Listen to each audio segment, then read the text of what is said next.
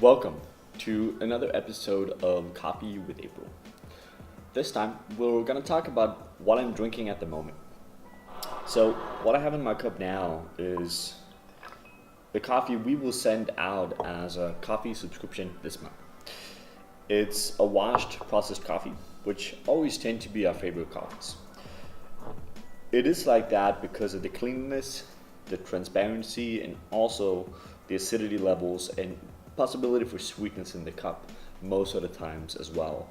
Washed coffees is something that I personally always prefer. So it's not just a washed processed coffees, it's also from Ethiopia. Ethiopia is a very interesting growing region or country. The reason for that is the huge diversity, both when it comes to varietals. Most of them are still unknown, and we reference very often varietals from Ethiopia as a native heirloom, which is basically just a collection or us stating that we don't know exactly what's in here, but it's a bunch of good stuff. And it comes down to not just diversity in varietal, but also diversity in terms of terroir or growing conditions. So most of it is grown organic on very small farms, so basically in the backyards or while in the forest, which means that the plants get a very interesting and a proper amount of nutrition. You also have such things as natural shade trees and so on and so on. And a lot of people believe that this kind of wild style of growing is what brings out these beautiful flavors.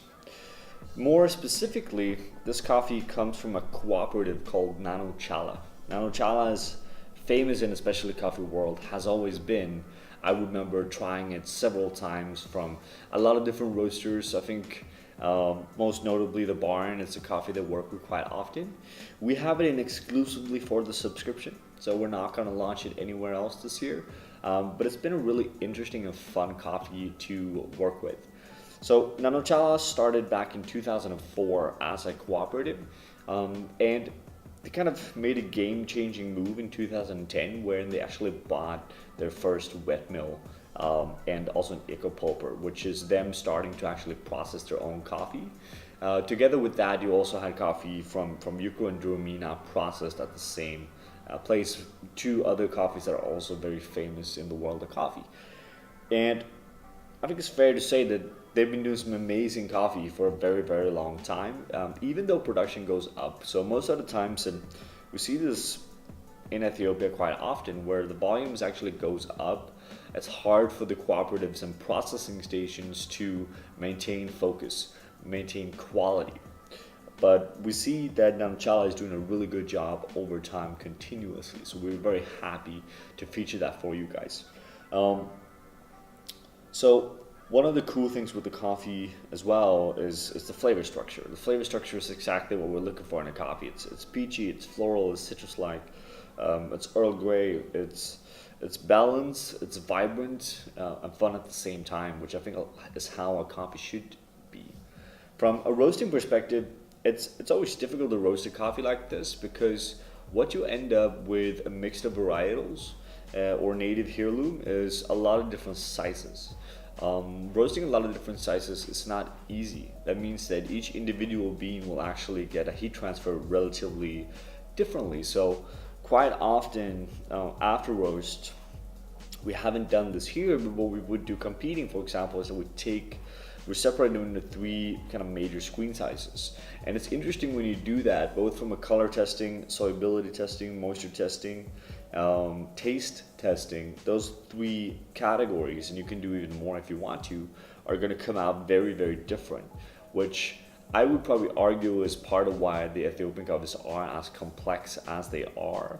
They're very often layered when you try them, which makes it really fun and interesting. And that's probably because they actually have a lot of different coffees in it. It's basically one big delicious blend, which is funny. But roasting wise, we kept a few things in mind. It's also a relatively fresh Ethiopian coffee. I strongly believe that Ethiopian coffees gets better with time. Almost all of the Ethiopian coffees I've been trying so far this year has been a tiny bit papery, a bit hazy, sandy-ish, not so tasty, and you're noticing the quality is there, but it's not popping yet, right? So it needs a bit more time, and usually that will end up basically, well in August, starting going September, October, which is why we kind of waited with pushing this one out to get to this point.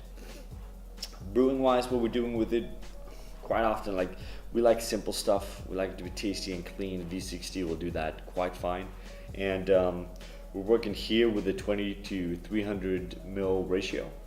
Very kind of simple stuff, averaging a TDS of 1.32, 1.35. We always like it a tiny bit lighter to kind of keep the vibrancy. One thing you can do to really push up the complexity of this coffee is to increase the brew temperature a tiny bit to really bring out that acidity a bit more. But at the same time, give the coffee proper brew time. So do multiple pours, making sure that you end up with brew times about 3 minutes, below 4 minutes, to really kind of bring out the sweetness in the coffee as well. So yeah, this coffee will ship out as subscription coffee. It will ship out this Tuesday, or have already shipped out, depending on when we're launching this video. And if you guys are interested in our subscription, you can find links down here. You're more than welcome to write comments, stuff like that, and we're always happy to answer. And we're gonna always keep the coffee subscription as something fun, something a bit more unique. We're gonna launch a few really interesting stuff for the coming month, and you can sign up both as a monthly subscriber, a weekly subscriber. You can also just sign up for a one-time purchase as well. What you should note is that we're always sending out the same coffee, and it's up to you how you're brewing it. And with that, we're always really happy in kind of answering any questions. All the people in the subscription will get an email sent out to them explaining how we're roasting it, how we're brewing it, the details about the green coffee that I just went through, so you get the proper insight, and you can sit there, you can drink the cup of coffee, watch the video, read the email, and get an understanding of how we're working with the coffee. So thank you for watching. This was all for now. Please share if you like this, and comment below.